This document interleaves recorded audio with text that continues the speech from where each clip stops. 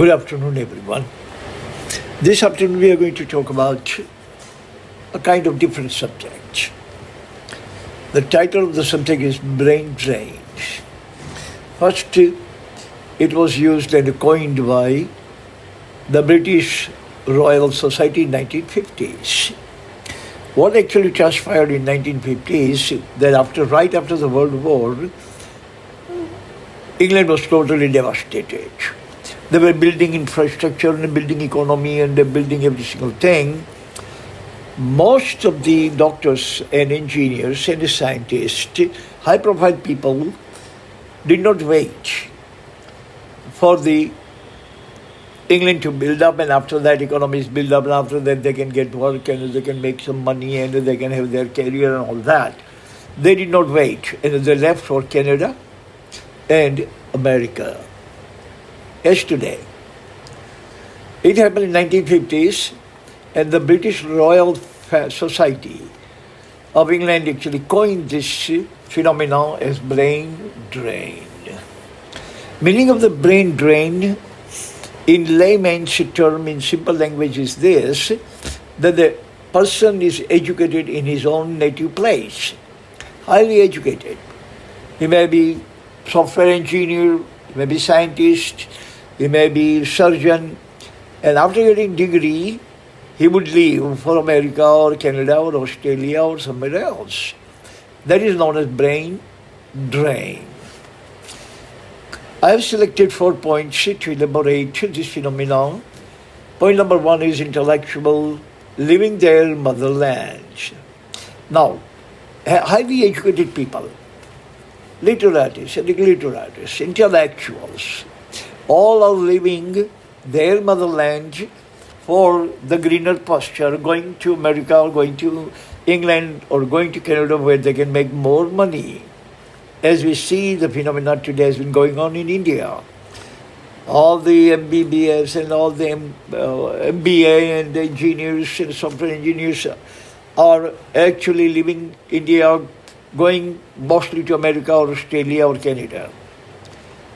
These intellectuals are educated in their own motherland. Motherland has spent millions of dollars on giving them education, training them and pruning them and grooming them, getting them very, very intellectual of the nation. And what happens, as soon as they're ready, they fly off, bidding goodbye to India and going somewhere to find the greener pasture, making more money, having more facilities and all sorts of material things.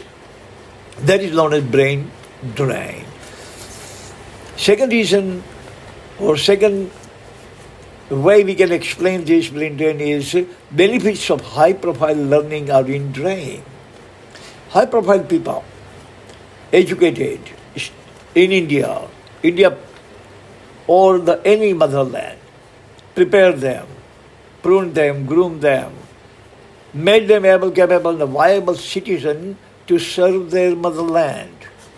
But ultimately what happens is this, that they all decide to get out of their motherland, their native place, and go somewhere else where they can have better facilities, better income, better salaries, better offers and better promotions. So all of these people leave. So what happens is all the investment the government has made in these intellectuals, in training them, in the pruning and grooming them, everything goes into the drain. Means devastate, useless. No any kind of benefit coming out of that, no any kind of dividends. Dividends are achieved or attained by the nation, by the motherland. Point number 3 is America is the most powerful magnet for brain drain.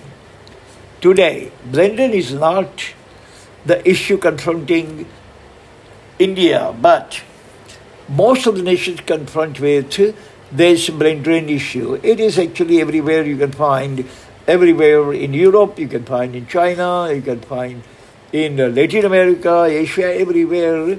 People are leaving their own motherland and going somewhere else where they can find stability, prosperity, peace. And they all are looking at America. America is the most powerful magnet, magnetizing all these intellectual people to come to America, stay over there. America is going to give them all kinds of benefits, facilitate them, give them the PR, permanent residency, and they can stay over there and serve America instead of serving their motherland, serving their native place where they have gotten this education of high profile. So, they get education, high profile education in their own motherland, but benefits actually go to other nation called brain drain. Democratic countries have no powers to prevent these phenomena. Now in democracy it cannot be done that they can prevent it, they can stop them and they can force them not to leave. No, it cannot be done in democracy because the Constitution gives them the freedom of mobility. For example, India or European people or American, Canadian, Australian, they can go anywhere they love. They go anywhere they desire. Wherever they go, wherever they find the opportunities, they can go without any kind of prevention from government or any kind of restrictions from the authority. Because the Constitution, it is the constitutional right for every Indian to leave India and live wherever he or she would like to live and come back whenever he or she would like to come, and again they live in India. So now government is absolutely powerless, absolutely helpless. There's nothing government can do to prevent this kind of thing except they argue in parliament and we can argue on the street and at every street corner or in institution or colleges and here and there in GD. Group discussions of why government doesn't do this or government doesn't do that without knowing whether government can do or cannot do. So now, government does not do is the wrong phrase. Government cannot do is the correct phrase because our Constitution also allows us in our fundamental rights the freedom of movement. So we can travel anywhere, we can go to America and live in America, we can live in America as long as we are happy, and when we are satisfied, complacent, we can come back to our nation and live over here in India without any kind of harassment or irritation or prevention or restriction from the government. So brain drain in India is here for stay. We cannot stop it. It is permanent phenomenon. Only the people should realize that the motherland has done every single thing for us. We should do something for our motherland too.